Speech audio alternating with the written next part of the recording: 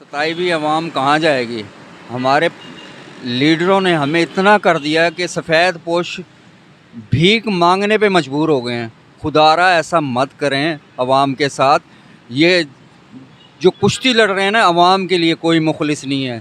میرا تو دل کرتا ہے کہ میں ان کو چاہوں کہ ان کو کسی جہاز میں، بحری جہاز میں لے جاؤں اور سمندر میں غرق کر دوں پوری کیبنٹ کو، تاکہ یہ عوام کا وزن ختم ہو جائے۔ خدارا ہمارے لیے سوچیں، اللہ کے واسطے ہمارے لیے سوچیں۔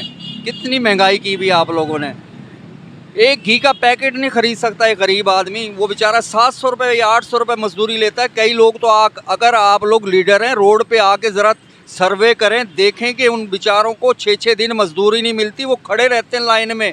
ایک بندہ اگر کوئی آتا ہے کام کرانے کے لیے تو 6 بندے 12 بندے اس بندے کے پیچھے بھاگتے ہیں کہ خدارا ہمیں مزدوری پہ لے چلیں، حتیٰ کہ 800 1000 مزدوری ہے اور وہ 600 500 پہ جانے کو تیار ہوتے ہیں۔ خدارا آپ سے اپیل ہے ہماری، کچھ غریب عوام کے لیے سوچیں، کچھ غریب عوام کے لیے سوچیں۔ سر یہ 3 روپے کچھ نہیں ہے، 3 کے ساتھ 30 روپے بھی تو بڑھاتے ہیں۔ آپ یہ بتائیں کتنا پیٹرول بڑھ چکا ہے۔ ہم نے تو موٹر سائیکل ہی کھڑی کر دی، ویڈا پہ سفر کرتے ہیں۔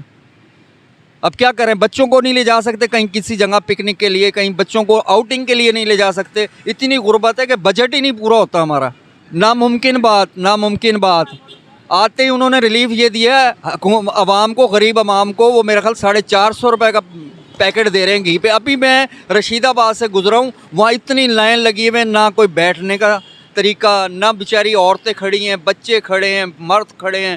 آپ حال تو دیکھیں۔ ان لیڈروں کو میں کہتا ہوں خدارا آپ اپنے بیوی بچوں کو روڈ پہ ایسے گھی کے لیے لائن تو لگا کے دکھا دیں ایک دفعہ، عوام کو پتہ چلے کہ ہاں آپ لیڈر ہیں۔